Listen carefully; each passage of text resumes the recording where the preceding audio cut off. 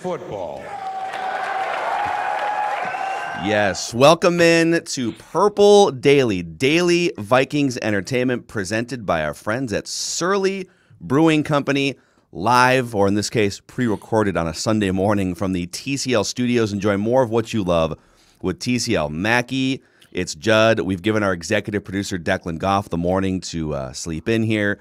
I'm fresh off a very refreshing and amazing, I was doing some scouting on the Broncos side just to, they didn't pay me for my work, the Vikings, because I didn't do a good enough job clearly notifying them of just how dominant the Broncos were going to be in this preseason game. I'm just coming off a vacation. Judd was entrenched at US Bank Stadium yesterday. And Judd, let's just dive into your takeaways, and I'll sprinkle in mine too because I caught up on the game this morning. Let's start with Jake Browning, because you came out pretty strong yesterday on Score North socials with and your Instagram live video yesterday. So let's just start with Jake Browning trying to win that backup quarterback job in a disaster game for the Vikings.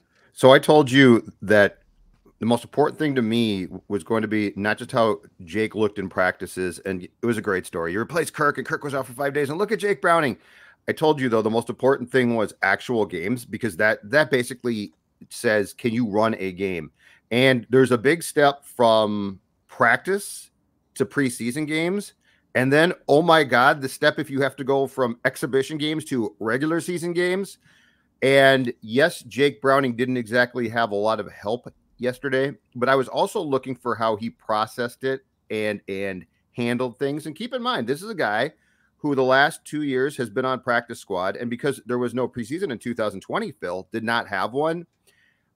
He's nowhere near close to being able to handle a game. And by that, I don't mean, can he make great plays or can he do, because the comeback is always, well, is Blake Bortles going to come in and make big plays? I mean, they're screwed.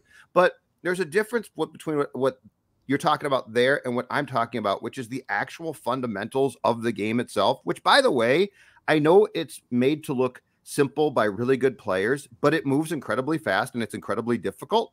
So there are things like calling the right play, getting the right play out, how you go about simple things like handing off, check down passes. We take all of this, avoiding pick sixes. Yeah. Right? But we take all of this for granted because, well, they all do it. They all can do it, right? Well, no, they really all can't. So I saw enough yesterday to say this.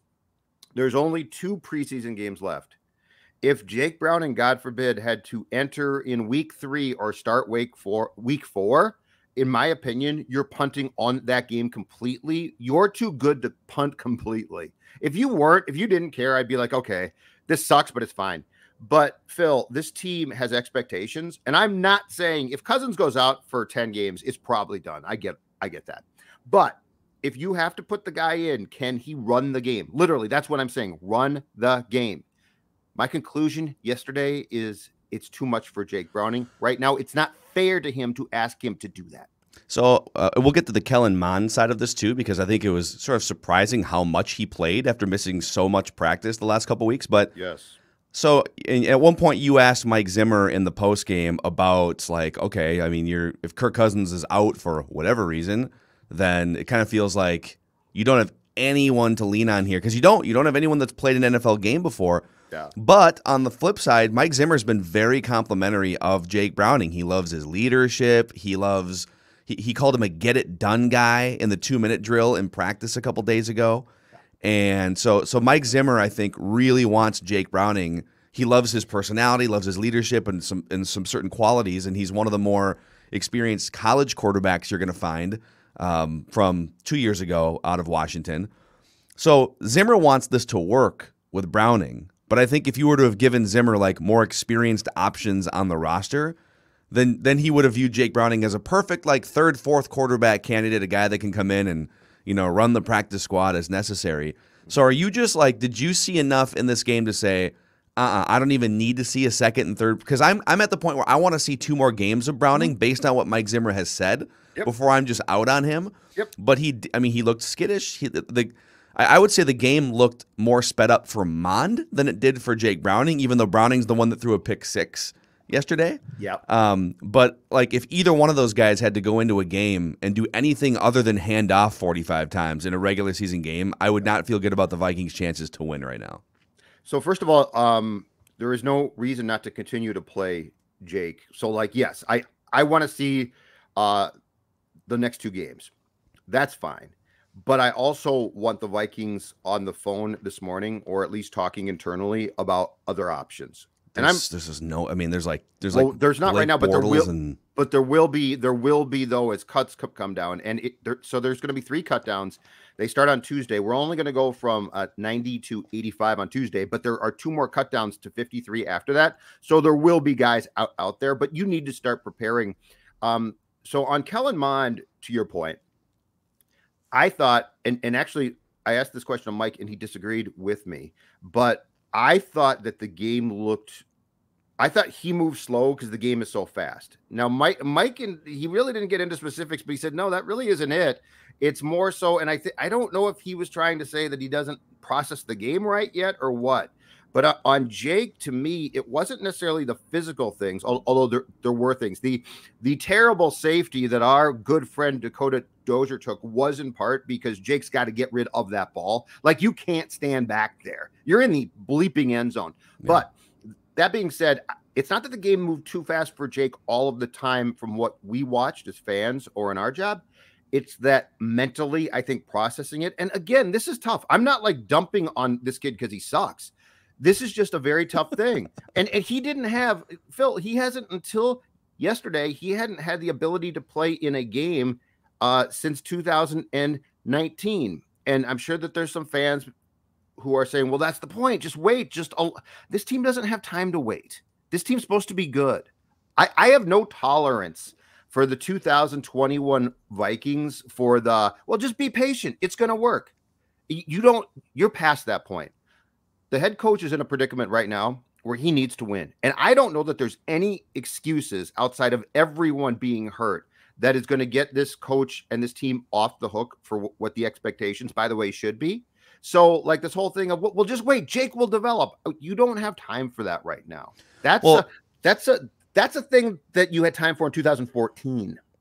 Yeah. And I think, we're going to get to see 2 more preseason games, and I think we'll have and then maybe there will be some experienced backup quarterbacks available. But the more I think about that angle, I think they have a better chance through sort of plucking the waiver wire to build more depth at other positions. I don't know that they're going to find someone with like 10 games of NFL, starting experience as a backup in the next 2 or 3 weeks. Unless they sign Blake Bortles, or did Matt Moore retire? Is he on a team? Might have retired, but I believe if I'm not mistaken, is Mannion right now the 3rd guy with the Seahawks, so he's probably going to be waived, possibly. They'll just bring Mannion back. That won't make anyone feel great, but no, but that's not my point. My point is I'm not looking for like a starter behind Kirk. I'm looking for a guy. I keep saying it because it's just so simple. Who knows how to run a game at real speed? Like here's one more thing I will say, because I'm the jury is much more out for me than it is for you on Jake Browning as a backup. He would never be put in a situation, and Kellen Mond too, in a regular season NFL game where he doesn't have at least like a professional wide receiver out there to throw to. Like, he's going to have Jefferson and Thielen. And some of this is the game's moving fast, and I'm trying to get through my reads in US Bank Stadium against an opposing defense, and like there's definitely going to be some wheels spinning in ways that aren't in practice. But also, it's easier for you to process those reads when Justin Jefferson breaks free over the middle or something, right? Or Adam Thielen gets separation off the block. So that's one thing too, that when you watch these backup quarterbacks, they're also playing with backups. So take it with a grain of salt. On the Kellen Mond front, again, this is his first ever NFL preseason game, and he missed almost 2 weeks of practice because of a COVID positive. Sure, but it looked like he wasn't even going through his reads at time. It looked like, all right, where's the first guy? Oh my God, I need to escape a bad offensive line or something, and some of it's offensive line related. Right. I did like the mobility, the ability to sort of flush from the pocket or run for a first down. That's something that I think long term would be a great asset for a Viking starting quarterback, but definitely a long ways to go. I think Kellen Mond just solidified, yep, this is a developmental guy. If he's going to be an NFL starter, it will not be anywhere near 2021. And that was something that I think was verified in that in that game yesterday. So Mond came into the game. I think Browning, I believe he played 4 series. It was in the second quarter, and the Vikings are down by 20 at halftime. Okay. So like that's license in a preseason game ordinarily to, hey, third and fourth quarter, air it out. Let's see what you got. Yeah, they were pounding the rock down 33-6. Like, what? And Mond in a game that the Vikings were down substantially, ends the game and basically plays, I would say, 2.5 quarters, 6 of 16 for 53 yards. Zimmer was asked post game about the lack of throwing because it was just sort of weird. Like, why not allow the kid to throw? And he started to sort of answer, and then he said, I'm not going to get into it. So I don't know what the frustration, like Mike was frustrated, and I don't know what the frustration is. I don't know if it lied with Mond himself, if it lied with play calling for Mond, which, you know, Mike basically, I think, complains about play calling, but he allows Clint Kubiak, now previously Gary, to do it. Yeah. So there was definitely something at work there that he didn't like how it went, but we do have to be prepared. I mean, young quarterback like Mond, the first instinct for a long time, I'm talking most of your first year sometimes, is to run. Like, that's the instinct. Well, Christian Ponder had that instinct still in like year 3, but, right? You know, but again, I'll go back to this. Processing reads looks easy for guys that are good at it and guys who do it. Like we're always like, well, just process your reads. Kellen Mond's like, I don't see any more reads. Kellen Mond's like, did you see Wyatt Davis get forklifted off the line of scrimmage 9 times? Yeah. So while I do believe that Browning shouldn't be and can't be the backup, just to be clear about the entire experience of what was just an atrocious game to watch against the Broncos, I think they actually did a very smart thing by playing all backups. Because Agreed. one, this was not your starters. Okay. So like your starters didn't get blown out. And Denver, I was talking to a reporter from there. He did say, because I saw tweets about the Broncos are playing their starters, it's not fair. The Broncos actually, I believe, played, he said, 3 starters on offense and 5 on defense. So it's not like they played their entire team. But I think playing your backups was very smart because you learned a lot about a lot of guys that probably shouldn't make this roster and were presented with a great opportunity and didn't take advantage. And on Mond, like I saw stuff about Mond. Oh, Mond's playing great, or Mond's not that. I'm with you, Phil. He should sit. So like, I'm going to pass judgment on Browning because I fear the Vikings might need him. Mond should just exactly 2022, baby. Just if they need Mond, it's gone so sideways that it's probably hopeless at that point. Yep. So and on that Broncos front, you know, let's say they played a handful of starters. They also played for the majority of that game. When did Brett Rippon come in? Like fourth, late third? Yeah. When did Teddy leave? Because Teddy played in the third, didn't he? Yep. Both Locke and Teddy, because they're engaged in a battle, actually played in the second half. Because I think I'm just trying to remember like when the scoring train stopped. I'm pretty sure the Broncos put up all 33 offensive points with 2, albeit not like Pro Bowl caliber quarterbacks, with 2 very much like professional. Drew Lock and Teddy Bridgewater are starting quarterbacks in the NFL. They're not going to crack a top 10 list, but if you would have told me before the game, this is why the final score doesn't mean anything to me. Like the fact that they got their asses kicked. All right, if you would have told me, hey, the Vikings are going to sit 31, basically their 31 best players in this game, including all of their starters and Pro Bowlers, and there's a few Hall of Famers in that mix, maybe Daniil Hunter, Harrison Smith. Like these guys aren't going to play. And the Broncos are going to start. So and the 2 quarterbacks the Vikings are going to use. This is basically their first NFL taste. Like Jake Browning got a preseason taste a couple years ago, but they've never played NFL football before against an opposing team in a real game. It should have been lopsided. Like the Vikings were going to keep this game close. And I think Mike Zimmer's frustration is more defensively, okay, Cam Dantzler, why are you getting burned for an 80-plus yard touchdown? Right? I think he's looking at the linebacker depth and saying, my God, once you get past Eric Kendricks and Anthony Barr, it's all question marks. And they were giving starter treatment to the third, and to Nick Vigil got starting treatment and didn't play in this game. And so Mike Zimmer's looking at all of these, you know, second, third stringers that will have to play if guys get hurt.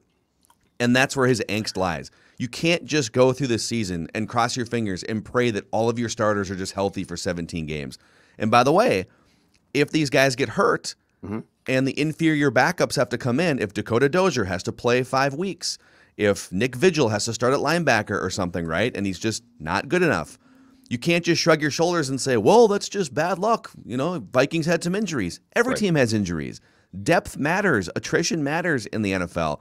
And I think that after yesterday is where Mike Zimmer is not as concerned about like 33-6 or Kellen Mond looking like he's kind of a deer in the headlights at times. Or like I think he's more nervous about depth overall. If guys get hurt, we are screwed if we have to lean on that collection yesterday. The score doesn't matter. The performance does, if that makes sense. And it's the performance of, I think, certain players who were presented with an opportunity to really shine. And you know what?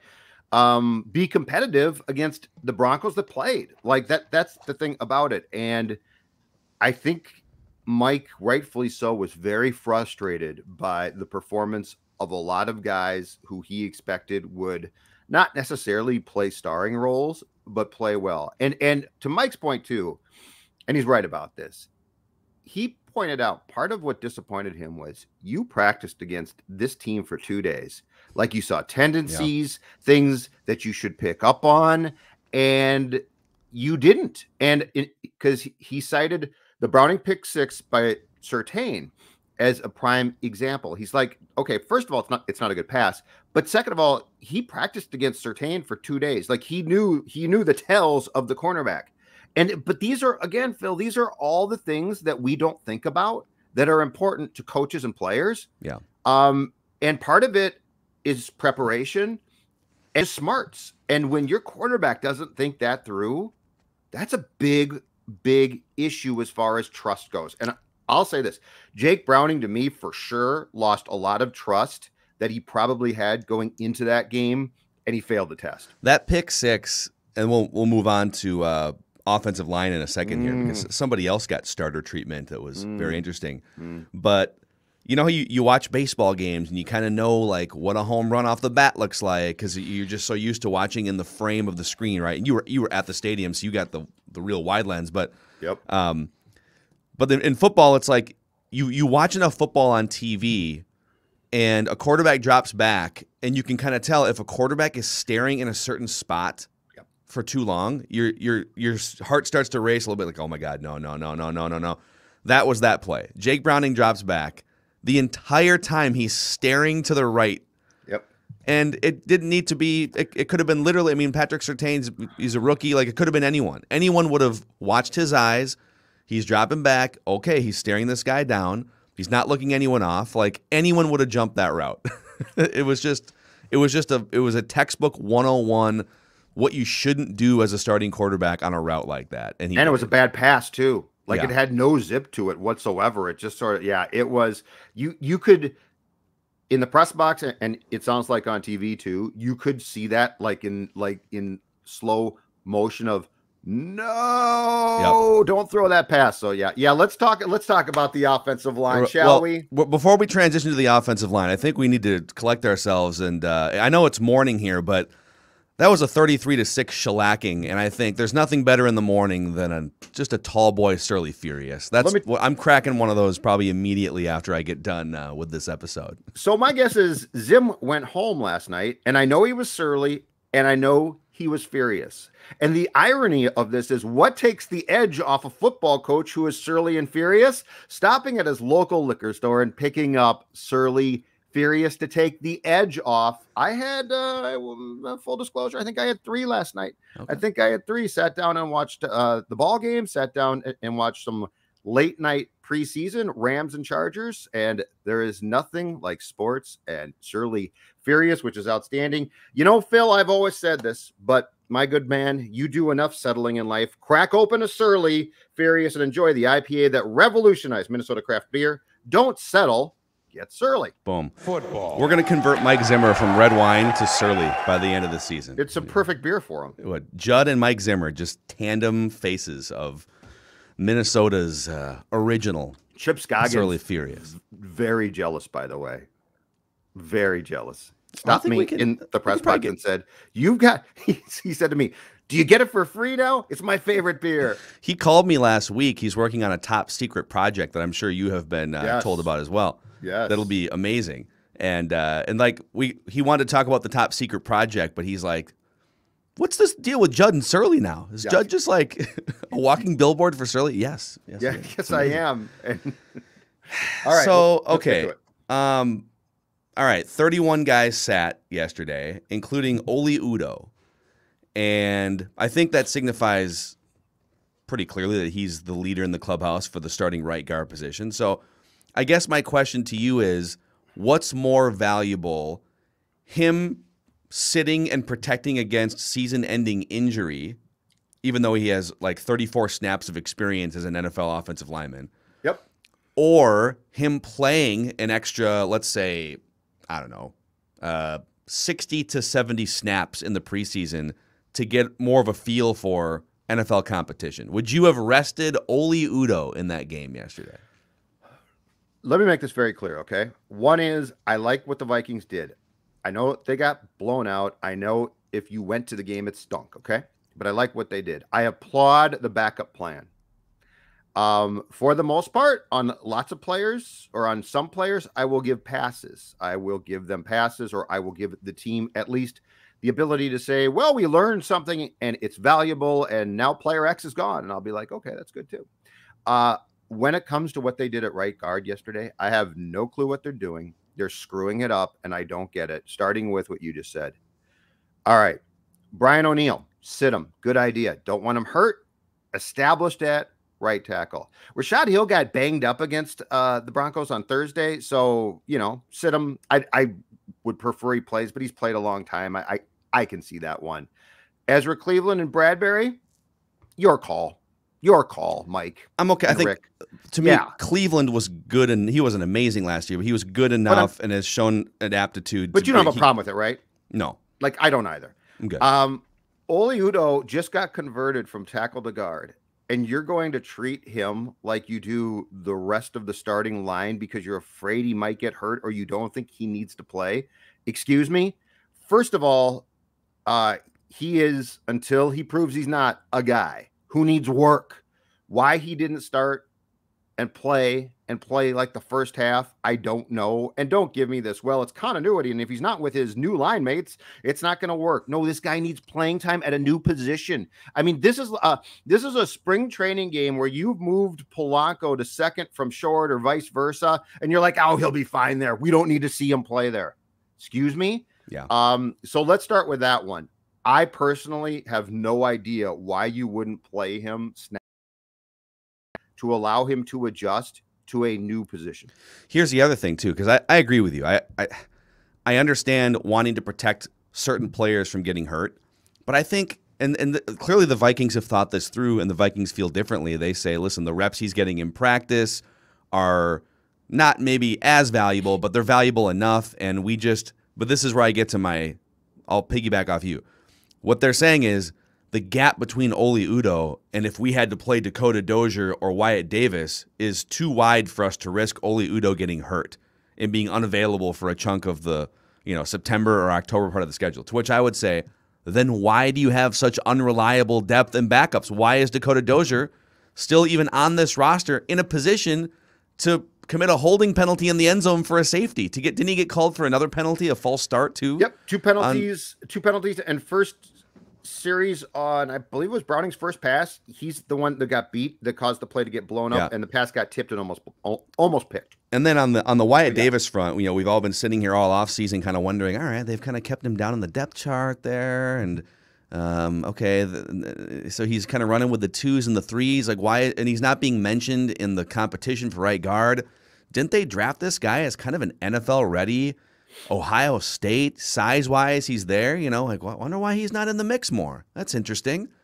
And then you watch him play in the first preseason game, and he is getting lifted off the line. Like, I think it was the first snap, for sure, the first series. Shamar Stephen, yeah. And Stephen lifts him up, backs him 5 or 6 yards into Jake Browning. Yeah. And then you watch a couple other plays on that same series. It's like he's just getting driven backwards. So I don't know if it's technique or footwork or whatever it is. It's certainly not a lack of size. Like, you could point to Garrett Bradbury for the first couple of years and say, boy, even if his technique is pretty good, like, he's just not very big.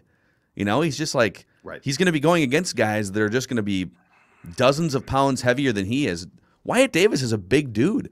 Yep. And so there must be some raw mechanics and footwork there that need to be ironed out. But you watch him in that game, and there is no way you could put him at starting right guard in week 1 or 2. So I understand after watching yesterday why Oli Udoh has risen above the other competition, quote unquote, at right guard.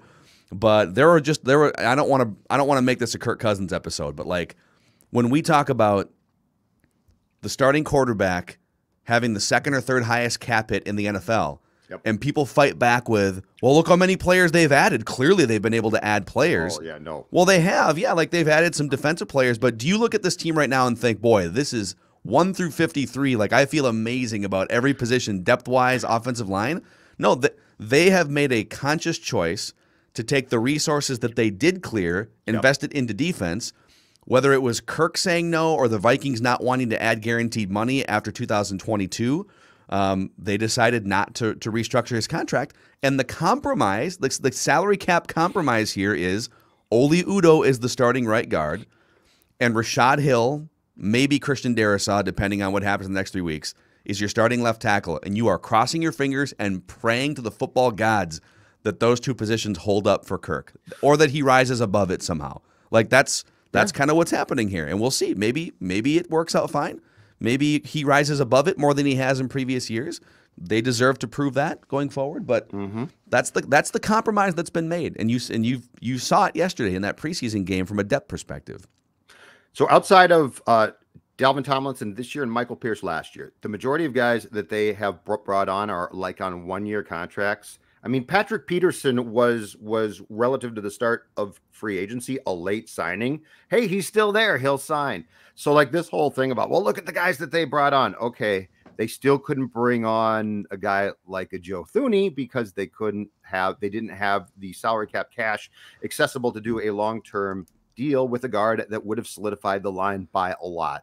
Orlando Brown Jr. I'd put in that mix too, because you'd have to give up draft capital and sign him to an extension that pays him like $15 million a year or more. And this is why, so the report, to backtrack to last week, the report came down last week from, I believe, our guy Doogie and our old buddy Tommy Pelissero about Christian Darrisaw, and that he had a quote unquote minor core muscle procedure done.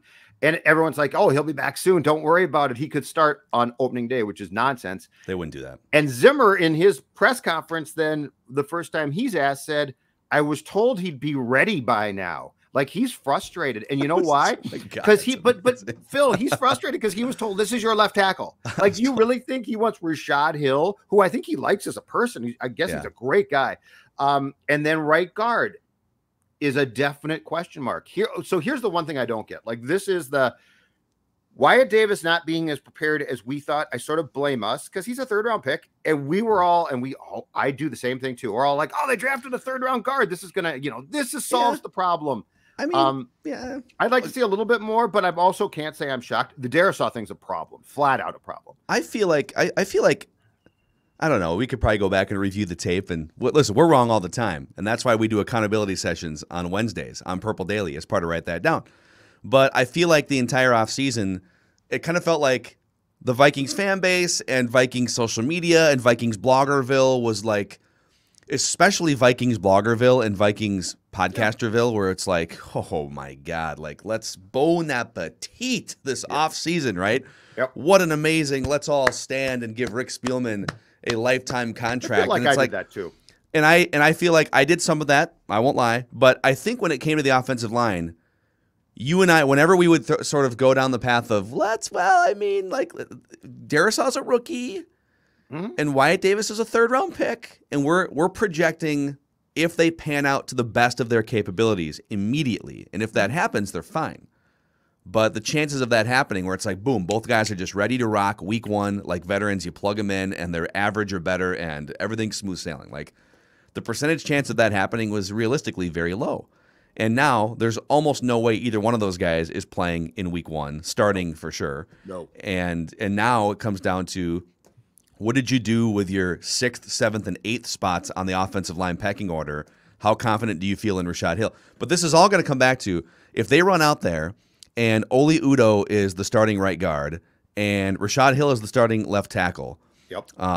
if they run that out there and it train wrecks and they start 1-3 or something and Kirk Cousins gets sacked, 15 times in the first 3 games, is that a built-in reason or excuse? Can everyone just say, well, I mean, listen, like if Darisaw hadn't needed an extra surgery, and if right guard, if Wyatt Davis had come along faster, then this thing would have been different. And so those are the excuses for why. Like that's because we're kind of, but it's kind of the same. We're kind of in the same spin cycle as we've been for a couple of years here, right? I agree. But so here's the one thing I don't get though. And if I was the Wilfs, this is the one question I think I would have been asking previously and would have asked for certain today. Okay, so like you for a long time, and especially now, are trying to go in some ways on the cheap in a position group where you have struggled for a long time. If not, I mean, there are some guys who have panned out, but as far as the entire thing goes, yesterday, Dakota Dozier starts. And I know he's the second guy right now, but I guess question 1 is, why is he the second guy? Question 2 is, why is he still here? And question 3 is, when is enough? If you had started Wyatt Davis and he had been forklifted as the starter yesterday with Udoh sitting, I'd still be like, okay, I don't like what I saw, but he's getting experience. And you know what? Expecting a 3rd round pick to step in opening day would have been a big ask. Why is Dakota Dozier here? What are you doing? It's so weird. It's so like weird. You're intent on continually embarrassing your evaluation skills. It's so weird. Yeah, like and I get that Jake Browning held onto that ball too long as a quarterback. Right, you got when you're in the end zone like that, you got to do something, right? But why even put yourself in that situation where Dakota Dozier could get called for a holding penalty in the end zone? Why is he on the roster? Why is he on the roster? I don't know. There's not anybody out there for a Veterans League minimum that would have come in here. You tell me and I can almost guarantee you he should get cut before the season.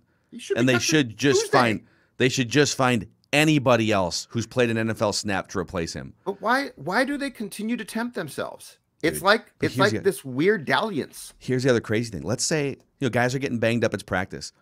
If Oli Udoh gets nicked up or something in practice, let's say he gets stepped on or something, right? Dakota Dozier is your starting right guard right now. No, I know, but remove nuts. the temp. So you've got nuts. But Phil, there are a lot of positions. What yesterday did was there are positions at which you need to go out when the waiver process starts and guys get cut, or if there's guys on the street who you're interested in, you need to go out and look at them. Dakota Dozier. So I actually, since it was a exhibition game yesterday, I actually put the glasses on the big guard for a while to see what happens. You had the binocs? The binoculars, yeah. Oh, the binocs came out yesterday. Yep. Here they are. Oh, yeah. If you're watching, I had these puppies out. So I was watching them because I'm like, what happens exactly? Like, how does this happen? Here's how I would describe it now. Do you know when you're a small kid and your parents are trying to teach you how to swim and you got a flotation device on, but they put you in sort of the deeper end because you've got to learn how to your feet can't be hitting the ground. You got right. You've got to have the ability to be like, I can swim. Every snap looks like Dakota Dozier is a 6-year-old thrown into the deep end, and that fighting thing where you start to splash and not breathe right. And you're like, I got to get above it. That's Dakota Dozier with every snap. Like he's just thinking about how he can not die on this particular play. Yes, how he cannot figuratively drown in Sackville. Oh my God, that's amazing. I love the metaphor. That's what I saw.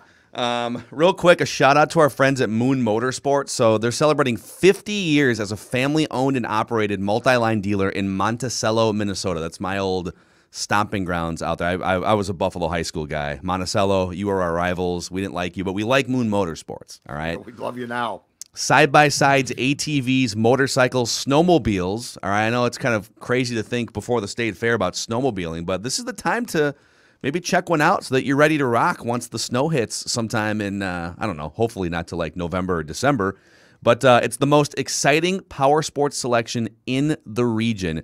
Check them out, moonmotorsports.com. Their website's amazing, moonmotorsports.com. preseason.com.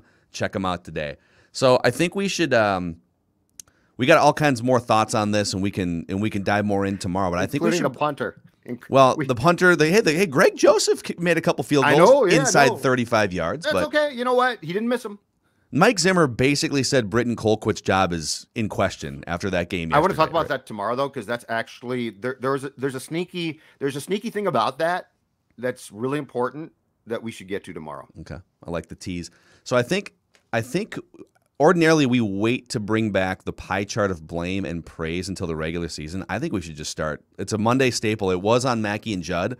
We're bringing it to Purple Daily this season. Every Monday, pie chart of blame, pie chart of praise. I think we should go pie chart of blame tomorrow. Love it. Let's do it. All right. So that's a wrap on this Sunday edition, recapping the Vikings' first preseason game. Just an absolute disaster. Mike Zimmer is usually pretty good in the preseason, but they went out there with no ammunition. And so, last thing, more and more, and I actually agree with this. More and more coaches are now essentially saying it's not worth it to play starters. We are going to be at 18 regular season games within about 4 years at this point, because you can't justify this. Yeah, no, it's true. And I think you're going to see more joint practices like the Vikings-Broncos. That's a great, so you can do a little joint practice. You can get your paws on an opposing team. Scouting report on a certain number 5 in the Broncos jersey as well for you. Can you actually, I think you texted us that, right? Yeah. Is it that he just can't throw the ball anymore? He can't. He's no arm left. He has no arm. But he was checking down. I mean, he was doing a good job finding those receivers yesterday. But when I went to practice, I'm breaking down a lot. I'm at the practice field. I basically have the eye now of a scout. It's time for Teddy probably to do something besides quarterbacking. I think if Teddy can just hold a clipboard as a backup quarterback behind, he needs to be behind a durable, really good Pro Bowl caliber quarterback, right? I mean, he would be great as a backup to Kirk, honestly. You know whose arm I really like? Kirk's never hurt, so. Brett Rippon. That guy's got a nice arm. Dumb question. That's Mark Rippon's kid?